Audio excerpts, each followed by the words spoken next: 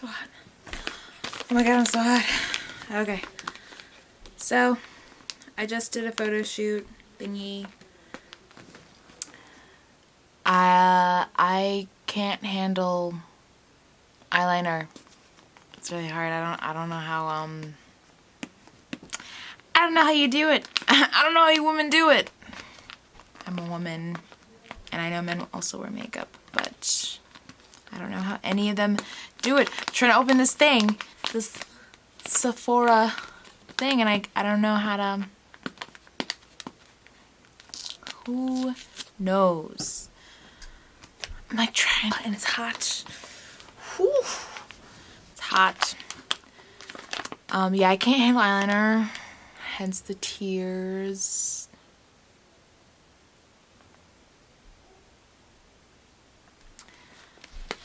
This is my first time like in a year or over a year wearing eyeliner.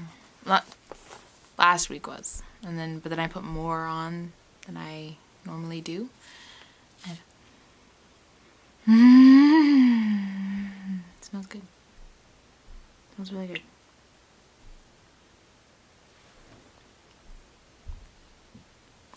Yeah, it's really embarrassing. I cried in front of a guy. And I don't know why. No, he was like, "Oh, do you ever have that feeling where you're just like totally lost in your life?" And I was like, yes. And I was already like holding in my tears for like half an hour because the eyeliner was like really getting in my tear ducts. I was just like, and then, you know, that someone says that one thing that's like so exact to that feeling that you're trying to avoid. And I was like, oh no, the waterworks. It's so embarrassing. It's so embarrassing. Crying is like, I mean, I have a whole thing about crying, and it's unfortunate for me to have a complex about crying for as much as that I cry. Let me just hold it, because this is not. I'll just, ooh, ooh, ooh, ooh. I really do like this lipstick though. This black lipstick feeling is a thing. This is really good. Sephora, what is it? Sephora Purifying Gentle Charcoal Gentle Exfoliating Charcoal. I don't see the charcoal. Do you see it? Do you see it? The charcoal quality of it? I don't know. My makeup definitely has like a charcoal color happening. Talking about things while I wipe makeup off. I know people usually like put makeup on and then wipe stuff up. Oh, that's what I was doing. I was looking up trendy topics. Let me just check what Twitter has to say as my camera rolls around. So everyone saw Trump refuse to denounce white supremacy on live television, right?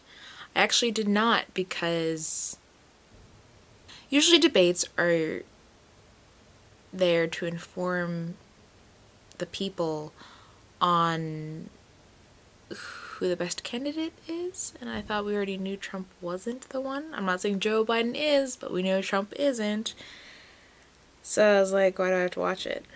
Because like it's usually for people that are on the fence, and well, I don't know what debates are anymore. I don't know if that's what they're for. That's what they're for anymore. Let me try to find a good space for this camera to sit up in a way that captures my body, but not really, just my face. Just my face. Ooh, ooh, ooh. Alright. Let's get comfortable looking at wiping faces, wiping those tears away. Yo, I can't get over the fact that I cried. And how fast he drove away. He's probably like, this crazy.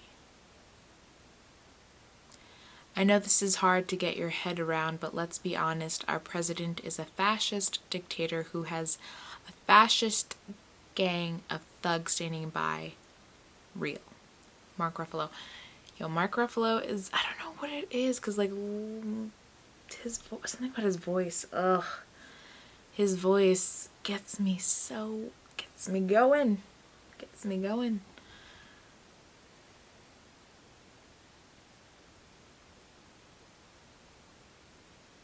Yelling over someone talking about their dead child is so horrible to me. I cannot take. Oh, snap. Okay, I missed the show. American Horror Story America. Dang. Trump didn't denounce white supremacists. He told them to stand back and stand by. I mean, I'm not really caught up. I'm not caught up. I didn't watch the debate. I mean, I'm not really caught up in the hype of denouncing Trump because I feel like it's just so obvious, isn't it?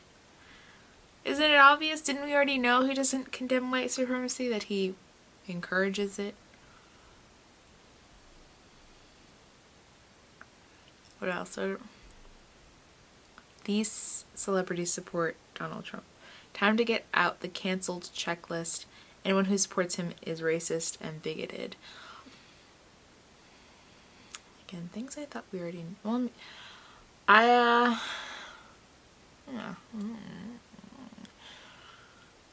It's a tricky topic, right? People who support Trump, who believe that. After meeting some Trump supporters, I would say that, this is bad, isn't it? It's like, so the argument, I guess, is that from them is that they're not racist. They just care about either their stocks more than they care about the cons of Trump. They care more about a big thing, abortion laws, more than they care about the cons Trump presents. So it's like, it's really more like how people are prioritizing things. It's not that they care to tear down another race, it's just that they genuinely don't care if massive groups die from this administration. Because they don't see it that way. They genuinely, I know this seems crazy, but I understand their reality of that. Because I've had people that I thought would care about me genuinely be like, I genuinely don't see a reason to care about you. Like, you would think like adult figures would care about children, like their own children or their nieces or nephews or like whatever, and like they don't see a reason to care. That's a real thing.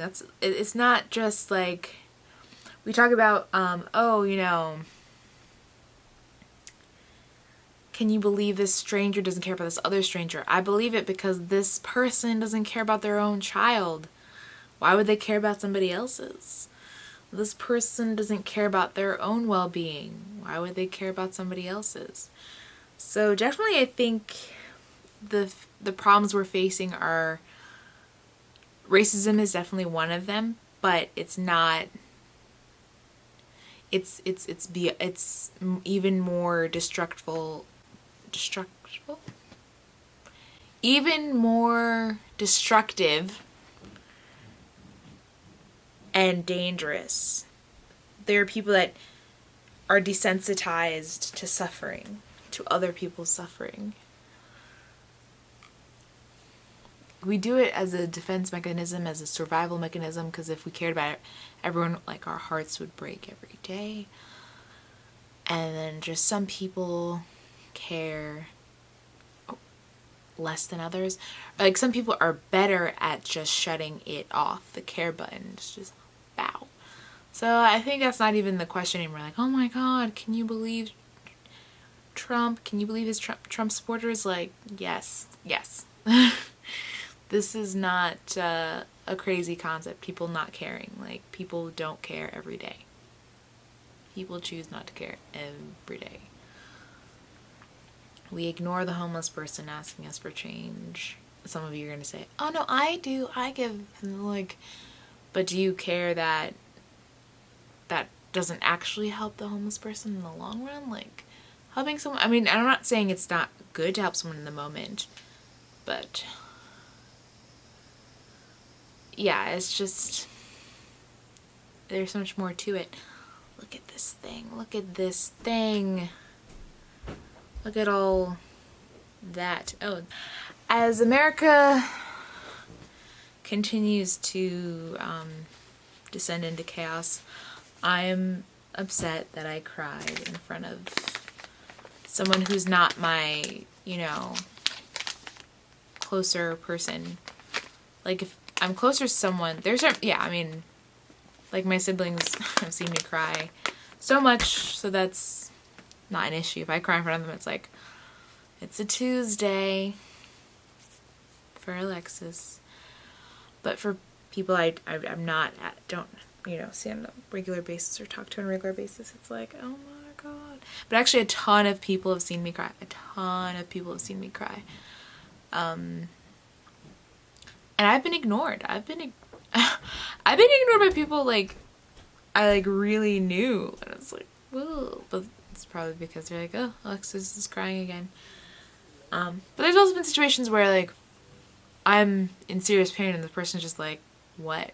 I think this is also a cultural thing, because it's that question of individualism versus collectivism. Individual versus community. Some people feel that you have to emphasize the individual because they don't want to be like a communist.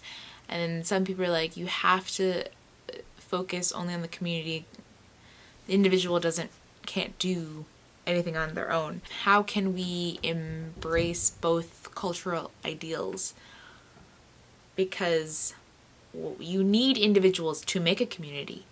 You need a community to keep those individuals alive. So it's like, we need both. Why are we doing this? Why are we pretending like it has to be one or the other? Why are we like going to extremes?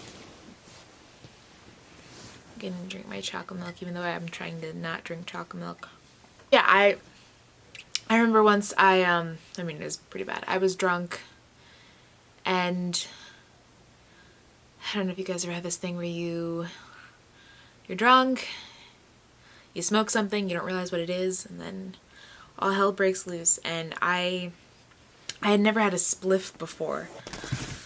So bad. And I got really drunk, and I thought, yeah, it's okay. Like, my housemate is around. I don't know. I was just gone. And then I remember having people around me and they were trying to get me out of the house because it wasn't my house. It was a house party somewhere else. It was pretty bad. And she was like, oh, like, I can't, like, I don't want to take her or whatever. It became a whole thing. I think a bunch of people, they took me home, got an Uber. And the next day she was like, you know, I had to pay for an Uber to get you home.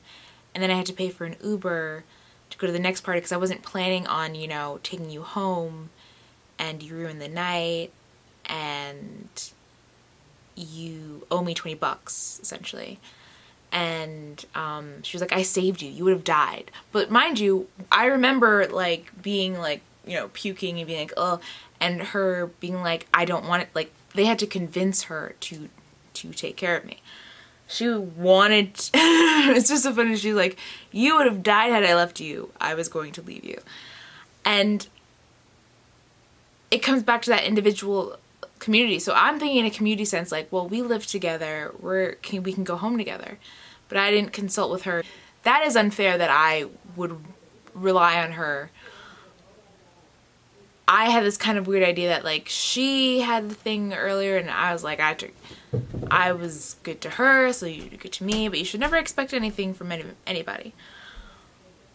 But then I realized, but then later on, so this, one of our mutual friends got really drunk and I took care of him, and he was like, you should have left me. Like, that's what you do. You leave people to take care of themselves. And I was like, you would have died if I left you. Why would I leave you? And I didn't ask for, it cost a lot to get him back. I really took care of him. And I didn't ask for anything because I just thought that's what you do. Like, you don't leave people to die. Especially people you know. But in their culture, they're like, in Europe, we leave people. And I'm just like, I don't know, I guess but not even in America. I don't know if it's the American in me or the Jamaican in me that's like, no one gets left behind. I don't know. If you are raised to think that, you know, it's every man for themselves, how dare you put that responsibility on somebody else to help you or help anybody else? Like, I get that. I get the thing behind it. It's like the survival of the fittest, you know, that sort of thing. And as society grows and redevelops and reshapes its ideals, we have to think about what does it mean, survival of the fittest? Is the fittest the strong, physically strong? Is the fittest the smartest? Is the fittest the prettiest? Is like, what is fit? Who is fit to live in our world, to live in society? I don't know. Who is fit? Who deserves kindness? Who deserves respect? Who deserves someone's help? And then that comes the question of lots of things. Who deserves punishment? Who deserves anything? And the individual versus the collective answers that question very differently. Excuse me. And depending on the, like, kind of spectrum wise, depending on how far you lean individual versus collective, well, your answer, there are many answers to it. I'm only just realizing I don't deserve anything, and no one deserves my time, no one deserves my revenge. Blaming mentality. I've been thinking a lot about blaming. I was thinking, do I deserve scorn?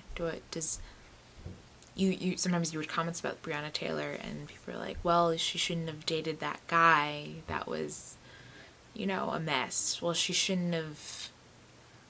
But then some people are kind of like, oh, you attract negativity. You attract good things and you attract negativity. And I think to some degrees that is true. But I don't think that is when people use as a justification to be unkind. It's like, well, this person deserves someone to be mean to them, so I will be that person. It's like, who are you to decide what people deserve?